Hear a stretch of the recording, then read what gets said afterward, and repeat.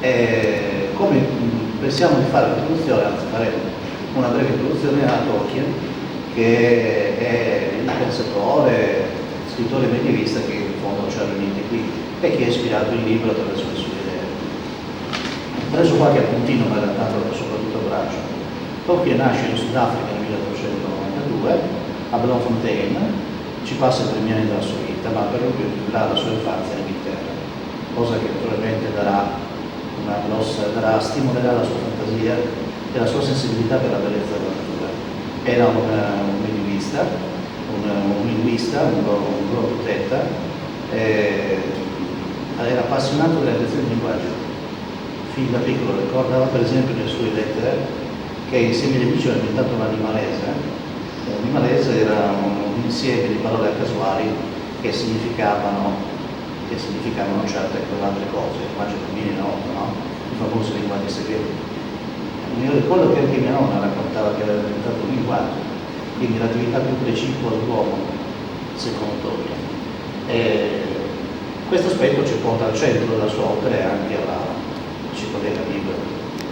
Tolkien ha preso sempre spunto dalla creazione di un linguaggio per arrivare a costruire un mondo coerente. Il linguaggio degli elfi, per esempio, del Signore degli Anelli, lui dice di averlo scritto per dare un mondo al linguaggio degli elfi, dove quel linguaggio potesse esistere in modo elegante, in modo compiuto. Stessa cosa per l'Hobbit. L'Hobbit inizia una frase scritta a caso in un foglio di quaderno, una narrazione, in una caverna viveva l'Hobbit.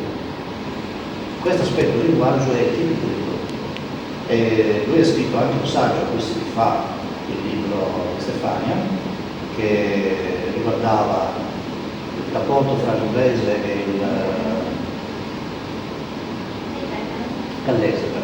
Io faccio confusione col corpo magliese perché c'era un medesimo problema, perché anche il linguaggio della Cornovaglia sono dell'Invercenti, sì, della stessa famiglia.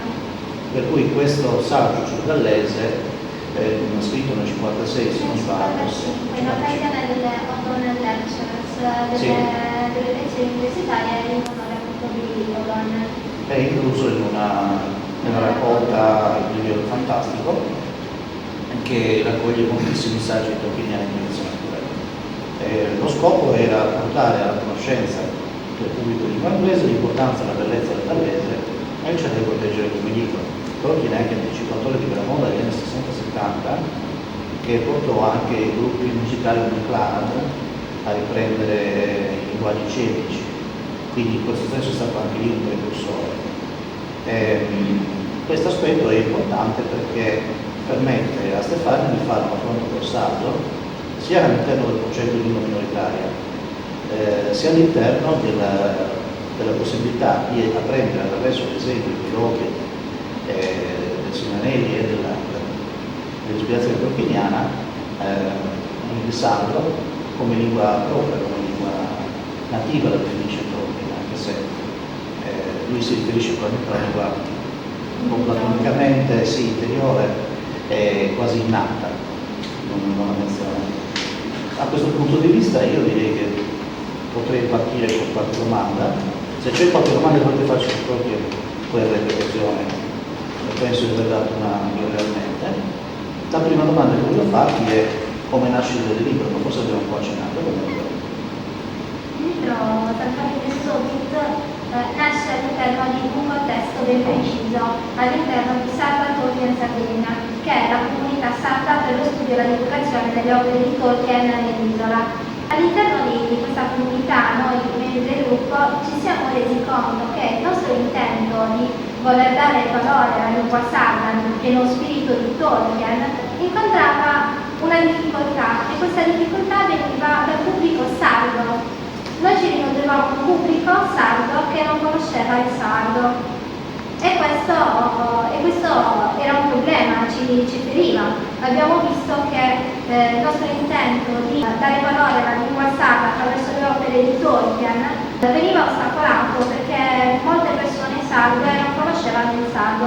Allora io e mia sorella abbiamo pensato: possiamo avvicinare i sardi alla loro lingua madre attraverso Tolkien. Tolkien ci dice che mitologia e linguaggio vanno sempre andare di pari passo, vanno sempre insieme, non esiste una tecnologia se non esiste il linguaggio. Nel saggio inglese gallese, come ha citato Giuseppe, scritto in occasione delle O'Donnell Lectures nel 1955, vi è una somiglianza incredibile tra la situazione del gallese allora e il sardo oggi. Il gallese era una lingua minoritaria. Questa lingua è stata fagocitata dall'inglese, portata quasi alla scomparsa per questioni politiche.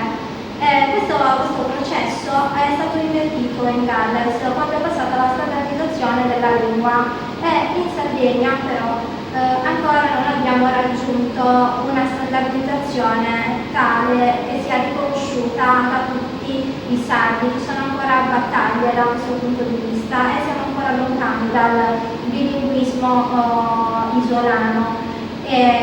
Dunque, il manifesto proprio del libro è una citazione tratta proprio dal saggio inglese gallese che ora vi leggerò.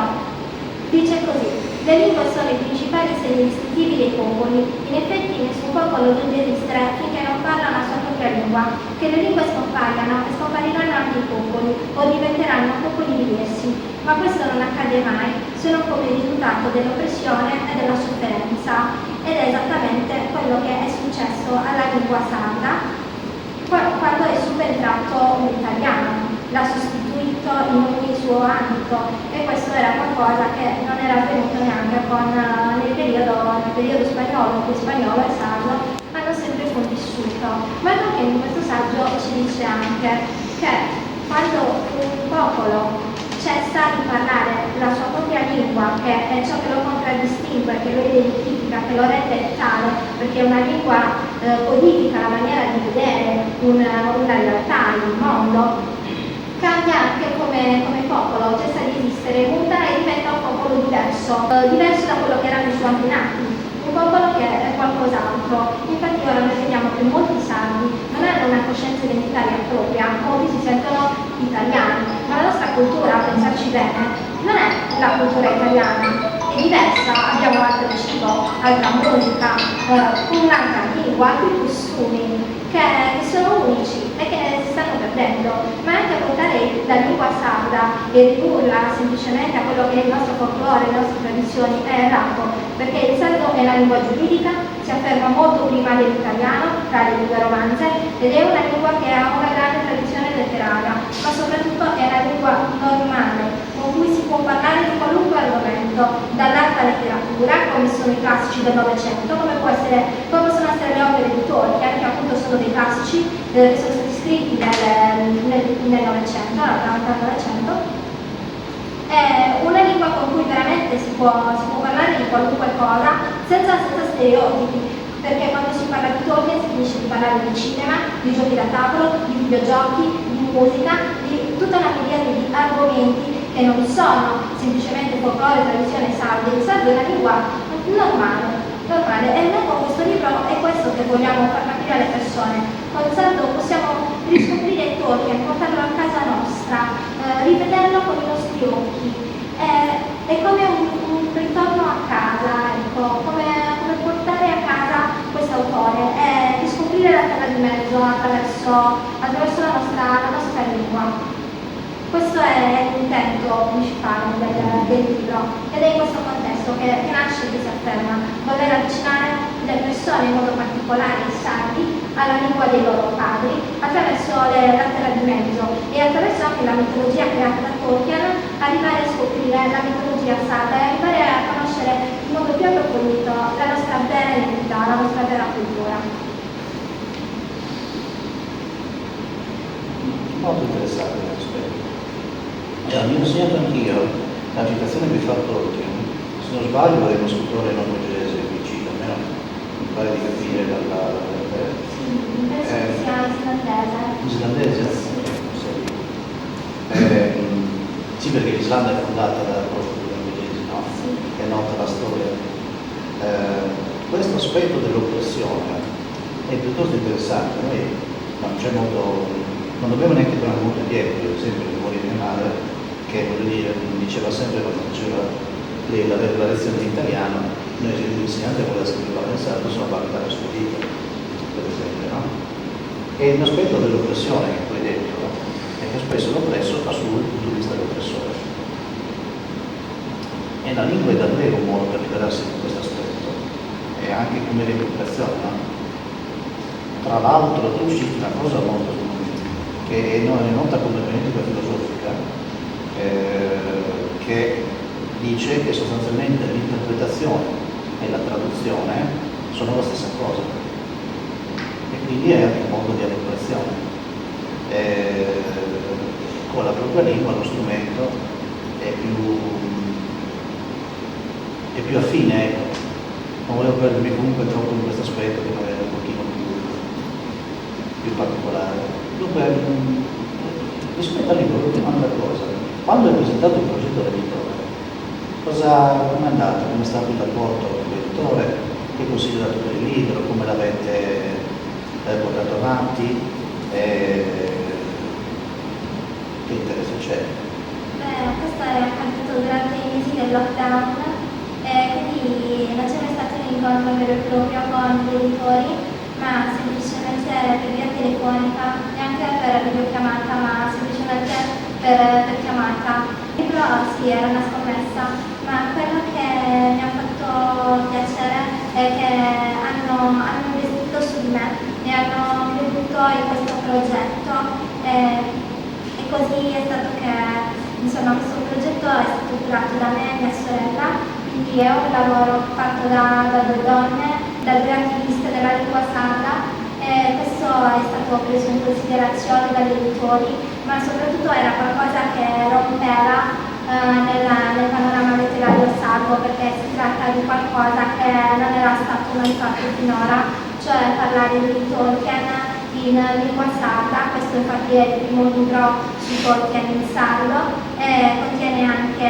la prima traduzione di due poesie dell'autore, due poesie che compaiono nel Signore degli Anelli in lingua sarda, ed è la prima volta che compaiono in forma ufficiale, in un libro ufficiale. Il fatto che il libro fosse illustrato e che fosse rivolto a un pubblico molto ampio, che andava dai bambini in età prescolare sino alle persone anziane, persone di tutta l'età, perché Tolkien era un autore amato, conosciuto in tutto il mondo, e averlo in sardo era qualcosa che veramente era necessaria, perché è un autore che è stato tradotto in oltre 80 lingue.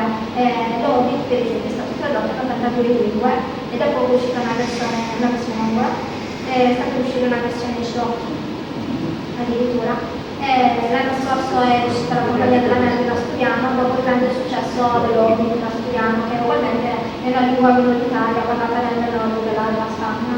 E quindi in questo ottica gli editori hanno investito molto su di noi, e ugualmente tutta la grafica del libro, l'impostazione l'abbiamo curata io e Ilaria, mia sorella, e quindi è un lavoro insomma fatto davvero con grande amore, sia per la lingua sarda che soprattutto per Tolkien, dato che noi abbiamo fondato Sarda Tolkien Sardegna, quindi ci sta particolarmente a cuore. Secondo me anche le illustrazioni? Le illustrazioni sono importanti perché questo libro si basa sull'apprendimento. Fai vedere se è possibile il disegno del professor Tolkien. Questo è il ritratto del professor Tolkien, l'ha realizzato mia sorella, è in chiaro scuro. Io mi occupo invece principalmente di pittura digitale, digital painting, però anche i miei disegni sono realizzati a mano, quindi io prima realizzo i disegni a mano e dopo li coloro al computer. Come dicevo, questo libro si basa sull'apprendimento linguistico. Io sono dottoressa in mediazione linguistica e culturale. Ho studiato che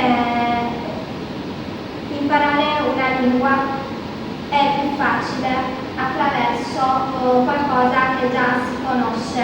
In questo caso noi ci siamo rifatti all'immaginario jacksoniano delle trilogie dei film ispirati alle opere di Tolkien, Il Signore degli Anelli. Tutti le conoscono, sono entrate nell'immaginario comune, tutti quanti noi quando quando pensiamo a Gandalf, a Frodo, immaginiamo Serial McKellen, Elijah Wood, immaginiamo come prima cosa gli attori, almeno le persone più giovani penso, Certo. che hanno conosciuto magari prima il film e poi sono arrivati lì. Questo può essere diverso per le persone di un'età un po' più avanzata rispetto diciamo ai millennials che hanno conosciuto Tolkien per aver seguito ai film, non tutti per generalizzare, ma per gran parte delle persone così, perché così è stato per me. E quindi partendo da qualche immagine che si conosce si associa subito al concetto nuovo, alla parola, quindi per esempio si vede un'immagine dell'anello oppure della contea oppure del bosco ed è uguale a quella del film e subito si può associare il termine in sardo e imparare il modo più celere con più facilità. Questa è anche una teoria portata avanti dallo psicologo Auswell negli anni 60, che è una teoria delle associazioni secondo la quale se si impara un concetto attraverso delle immagini, attraverso qualcosa già noto, viene più semplice l'assimilazione. Sì, uno studio molto interessante. Allora, io direi che possiamo passare a qualche domanda, se vogliamo fare una presentazione del SARD prima? Mi serve la presentazione? Sì, come associazione. Vabbè. Facciamo una presentazione, poi passiamo a qualche domanda. Come dicevo prima, questo libro nasce nel contesto di Salvatore in Sardegna. Salvatore in Sardegna è la comunità sarda per lo studio e la divulgazione delle opere di Tolkien in Isola. È stata fondata 4 anni fa da me e mia sorella, inizialmente qui a Sassari, e poi ci siamo uniti a un gruppo catalitano che era nato precedentemente, però non era attivo. Quando i due gruppi si sono uniti è nata Salvatore in Sardegna. La nostra comunità infatti è attiva sia nel Nord Sardegna, per il gruppo di Sassari, che è attivo nella provincia di Sassari nella Nord Sardegna, si chiama gli Eredi di Numano, e il gruppo di Cagliari, attivo del Sud Sardegna, si chiama gli Eredi di Colombe. Noi siamo diversi dalle altre associazioni italiane, siamo indipendenti e non condividiamo niente con loro perché siamo una comunità a parte forse la lingua italiana che condividiamo, ma a parte quello non condividiamo le loro politiche. La nostra comunità è infatti caratterizzata da un grande sentimento identitario, perché le opere di Tolkien sono dei classici che veicolano temi importanti su cui vale la pena riflettere e su cui vale la pena riflettere in ambito sardo. Quindi noi temi come l'ambientalismo, che per esempio è presente nell'opera di Tolkien, ma anche il sentimento linguistico e identitario, li portiamo al pubblico sardo attraverso una comparazione con i problemi che affliggono la nostra isola. Da questo punto di vista ci differenziamo dalle altre comunità italiane e siamo più orientati nel panorama mondiale europeo, dove ci inseriamo bene grazie anche all'utilizzo del sardo che ci caratterizza. Infatti tutti i nostri articoli, i nostri post sono bilingue, noi ci impegniamo quotidianamente affinché il sardo non manchi mai nei nostri eventi sia dal vivo che online, e questo è quello che facciamo. Ok, naturalmente abbiamo il sito Facebook, la pagina Facebook, il gruppo, e siamo praticamente diversi. Il sito l'abbiamo su WordPress. Abbiamo anche il sito su WordPress. Sì. Sì. E poi abbiamo vari canali Telegram, le chat, gruppi per aggiungere. Siamo dappertutto, insomma. Sì. Ci trovate in ogni dove. Ok, qualcuno ha qualche domanda? Inizio io? Dai. Allora, io ti volevo chiedere la storia, diciamo, del quale sardo, che a volte è un po' una provocazione, no? Cioè, siccome ci sono tante varianti, se è un termine corretto dal punto di vista linguistico, oltre che filologico, molti dicono, ma cos'è, cioè, il sassarese, il lundolese, tu come ti poni su questo argomento? Perché vabbè, tanto si sa che ne abbiamo già parlato ogni tanto, però non in modo approfondito, e ti volevo chiedere se però questa cosa, diciamo, poi ti ha influenzata nello scegliere come scrivere il libro, e se poi, diciamo, può essere rilevante per chi vuole imparare la lingua dal zero, cioè per esempio nel mio caso io non ho parlanti a casa, cioè per dire, posso dire che ne so, mia madre, mia nonna che conoscono il logudorese non lo parlano abitualmente, quindi diciamo che se decidessi di studiarmelo domani mattina non ne terrei particolarmente conto. Immagino che se uno crescesse invece in una famiglia in cui si parla sempre il sassarese, la sua scelta sarebbe facilissima, dice imparo il sassarese e poi tanto con quella riescono un po' magari a orientarmi sul resto, ma secondo te uno che vuole imparare da zero cosa dovrebbe fare e perché? E due, tu cosa hai scelto? Allora, io mi aspettavo questa domanda in realtà è un classico, subito quale sardo. Il termine varianti è giusto, ma dovete avere presente che le varianti non esistono solo nel sardo, anche in italiano ha delle varianti, anche l'inglese ha delle varianti. Quando voi studiate inglese, dite mai quale inglese studiate? Lo studiate di Matamata, l'anglino, l'inglese dell'Oxfordshire, Quello di Piccione. quello del Norfolk, studiate l'inglese standard, quello letterario. Il sardo per morfologia e sintassi è una lingua unica, come tutte le altre lingue ha delle varianti ovviamente. Un giusto approccio, secondo me, visto che dal principio il sardo nasce come lingua giuridica e lingua letteraria, è approcciarsi ad essa seguendo lo standard proposto dalla regione. Nel sito della regione ci sono delle grammatiche, dei dizionari, si possono scaricare gratuitamente con delle linee per uno standard che non deve essere preso come una legge, ma più come delle linee guida, diciamo,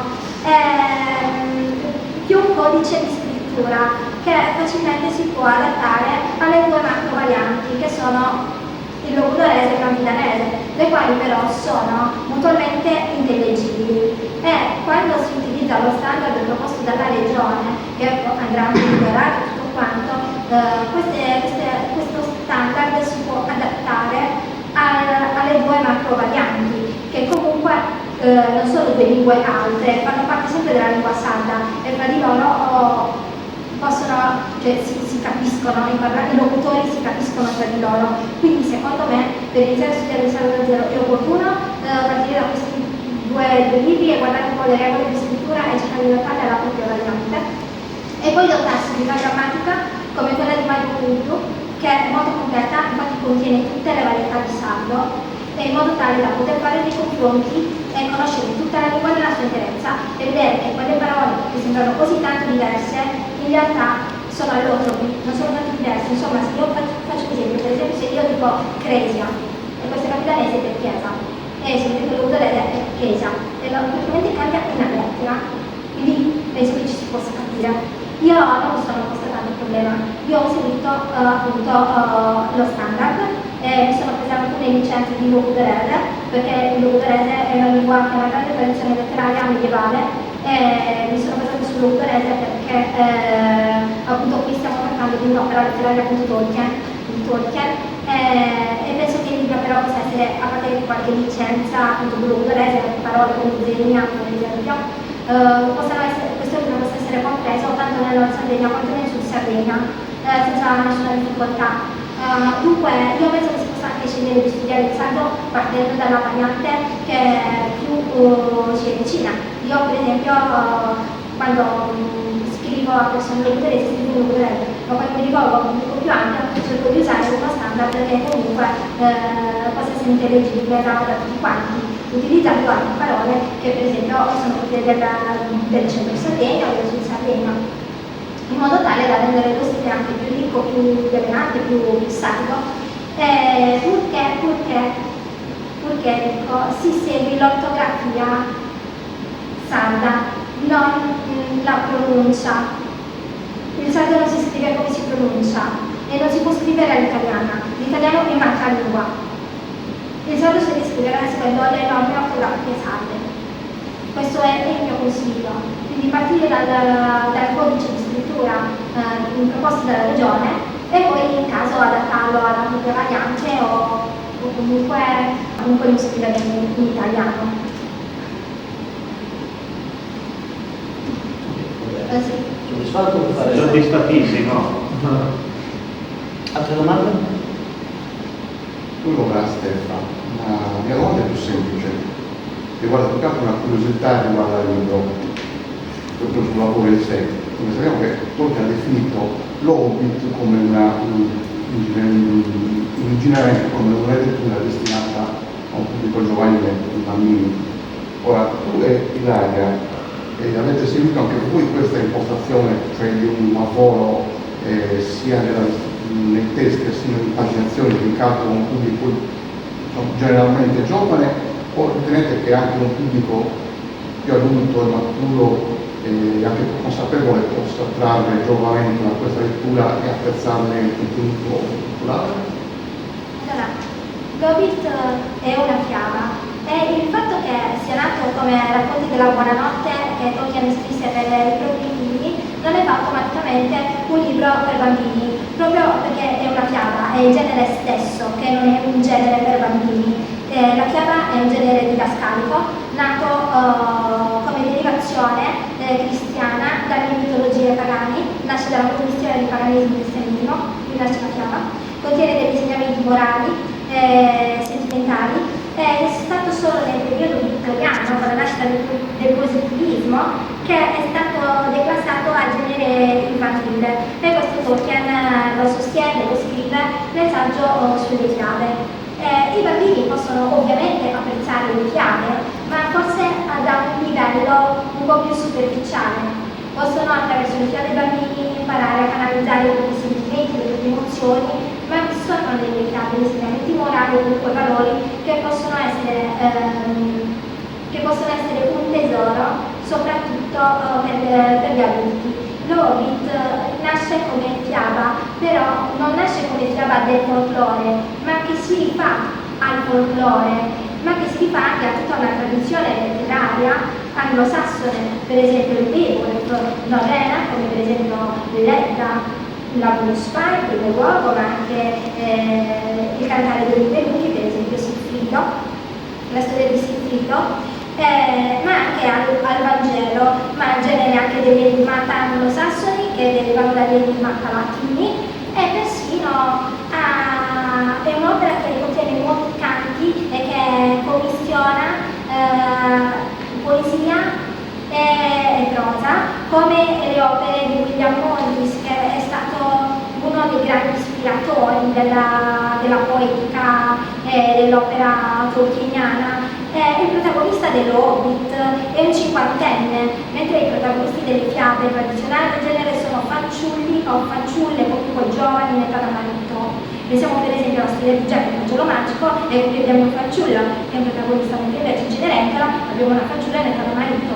Invece nell'Hobbit il protagonista è un cinquantenne sistemato, tra l'altro, che è tranquillo, a posto con la sua vita, un piccolo borghese di campagna come del primo Novecento, in cui i lettori di allora, del primo Novecento, quando l'opera è stata scritta, nella prima metà del Novecento, poteva riconoscersi. E l'invito del libro, attraverso questo protagonista così attempato, è quello di osare.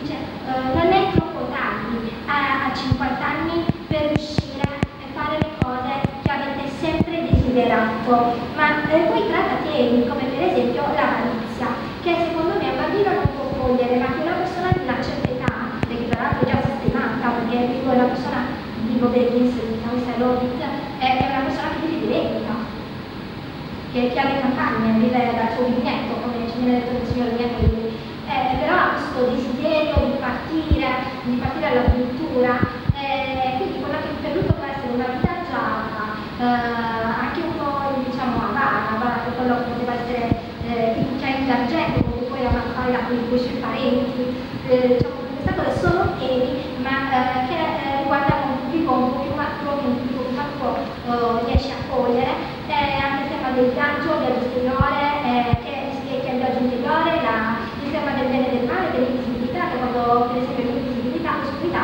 ci porta a compiere delle azioni di malvagio perché non siamo visti, e questo magari ci può portare su un livello che può scoprire un altro malvagio. Questo bambino non lo recepisce subito, ma per un adulto nell'empatico, e anche il tema dell'intelligenza che esplode a forza.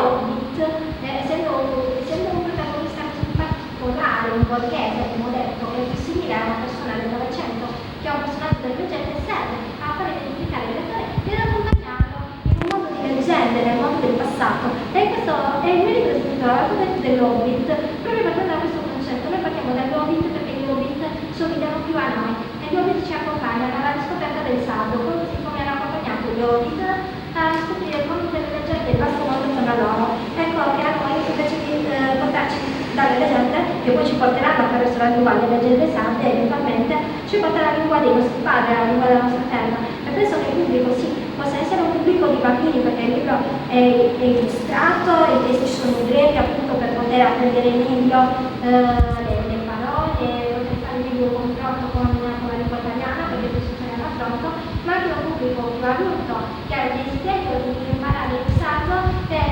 vuole farlo però in una maniera alternativa, non seguendo una grammatica ma attraverso qualcosa che conosce, cioè attraverso le opere di Tolkien.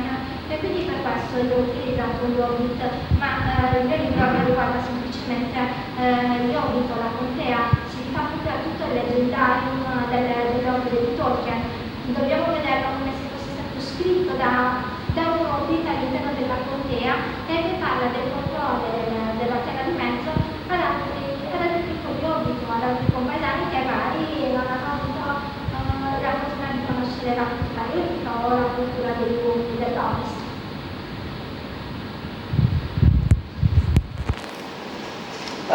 Prego. Comincio contando una cosa che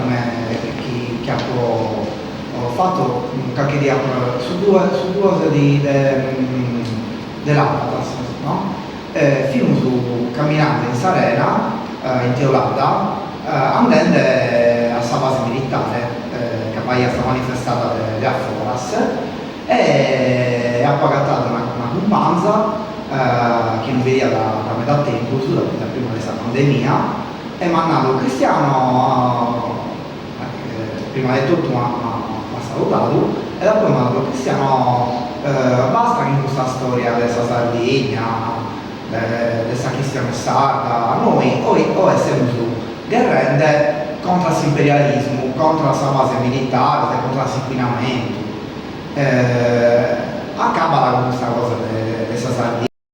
Siamo di no, che siamo ecologistas, siamo pro paghe, siamo contro l'imperialismo, no? E io so, a barra un pago come si può governare, mi sono spantato, no? Comunque in questa mia, questa questione sono indicata, tanto questa domanda è questa, tu hai andato che in Tolkien va questa questione ecologica e questa questione della minoria linguistica, che sono questioni che comunque legate, questa guerra è contro un oppressore che si ha da vincere. Che vuol andare dotto? Sì, andare incontro a tutta sa vita, sa cultura, sa ambiente, sus árvores, no? Ma in Sardegna questa questione è gallo viva, in sostanza che va gente che guerra per l'ambiente, per la giustizia sociale, per la paghe, ma chi non ha gallo compreso che questa questione linguistica è in sumate settori. Tanto secondo te, a bisogno tuo, questa questione linguistica, questa guerra per questa cultura, per questa lingua, per questo bilinguismo, è legata a questa altra questione, sociale, ambientale, di questa giustizia, o come te la vedi tu? Zalimba este su comienzo tutto parte di Zalimba. Quando un popolo arriva a parlare la lingua sua, iscriversi. Quando non parla, è vertigo. A Mobilu, come dicono in Tattari, la gente ha partecipato a Black Lives Matter, che è giusto grammaticare, è un tema del primore, che tocca a bandare, a partire in alto e tutto quanto. Però non ha partecipato a Sardegna Lives Matter, chi è attesa cosa chi non toccala. E proite tutto, camme da saldo, si intende in italiano, e proite si intende in italiano. Casa televisione, su media, lo bombanda da chi battanno sa puttana, dell'italianità, ma noi italiani accumone un corso italiano, che usa lingua e via, però noi si lingua non usano nostra, e quando noi siamo a tornare a vedere la lingua nostra, la lingua nos ha a dare la coscienza di su chi siamo e nos ha a avere le società in quanto deve la tema, soprattutto su psicologia, caso che non sono fattende noi in Sardegna è una cosa che, come ho detto tutti, non anda bene meda e che è una conseguenza del colonialismo, ma più guardate. Un colonialismo che non è questa cosa di ore, è una cosa che viene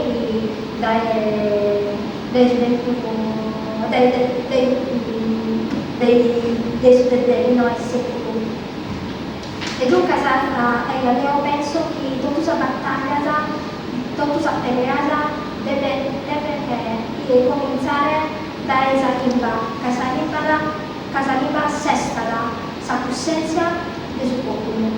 Quando un popolo rischia di essere, vive già tutta questa cosa mala, viene ora, e comincia a comprendere i suoi parole, le rubine di Santa sua. Quando le donne sardignane, ma in Sardegna non vanno in Sardegna è piena. Giovani, devono stare, devono parlare in Santa solo e se stare sul venitore di Santa solo, ma non fare, ma sono convinto che non vanno a dare tutta convinzione che sono deve sono abituato a studiare storia stranza, io se Sardegna non stiamo presente. Tanto sono studiato, sono giocato in questa scuola, io non lo so studiare, e nella cosa università, e io sono laureata in storia, non è che sono laureata in un'altra cosa. Io ho studiato storia dell'Italia, dell'Europa, e noi in Sardegna, quindi uno o due, non dopo, come tempo dell'anno di Morris. E questo è grave, ma io penso che quando si sanno a naturalezza di persona, a naturalezza di solito, in tutto si sente la cosa che hanno questa storia, la letteratura e tutta questa ingiustizia e tutte queste cose. Posso fare un piccolo aggiunto? Citavamo la citazione dello scrittore norvegese, che possiamo riprendere, forse non riesco a riparare, le lingue scompaiono, cita Tolkien come uno scrittore norvegese, e scompairanno anche popoli, ma questo non accade mai se non come risultato dell'oppressione e della sofferenza. E aggiungevo una cosa ancora più sottile, diceva per la storia del gallese e dell'inglese nel rapporto, che c'era tra minoritario gallese e inglese dominante, che colui che parla di inglese standard, l'individuo standard è più facile da gestire per il governo, no? Esatto, se volete possiamo leggere anche la citazione completa perché l'ho portata. Sì. Così Io non ce l'ho, ma sì. Io l'ho portata perché penso che sia molto importante per noi sardi, perché basta sostituire la legge con sardo e abbiamo la nostra situazione. L'uniformità risulta per natura più ordinata e anche più maneggevole. Un inglese al 100% è più facile da gestire per il governo inglese. Non ha importanza cos'era o cos'erano i suoi padri. Un tale inglese è chiunque abbia l'inglese come lingua materna e abbia perso qualsiasi tradizione effettiva di un passato diverso e più indipendente. Infatti, benché le tradizioni culturali di altri generi possano accompagnare la diversità linguistica, queste ultime sono mantenute e conservate principalmente dalla lingua. La lingua è il differenziatore primario dei popoli. Questa è la citazione completa, è casa a pennello con la tassa. Il saggio continua anche con una citazione molto bella, dice così: una lingua non curante che sia priva di ricordo e del senso dei propri antenati può mutare velocemente in circostanze nuove. Noi appunto non studiamo la storia sarda, se la facciamo con qualche monografia, in dei corsi universitari, nella scuola elementare, nella scuola media, nei licei è assente, quindi non conoscendo la nostra storia non conosciamo neanche di conseguenza la nostra lingua. Sono tutte cose che vanno di pari passo. Dunque, e questo è anche importante, che noi con Sarda, attraverso la mitologia di Tolkien, bisogna alla nostra lingua, alla nostra mitologia, fare delle comparazioni, per poi infine fare delle comparazioni su problemi più attuali, come appunto quello dell'ambiente e dell'ecologia che a noi sta molto fuori. Prego. Allora, innanzitutto volevo farti i complimenti, ti avevo già conosciuto molto Tiziana per il libro.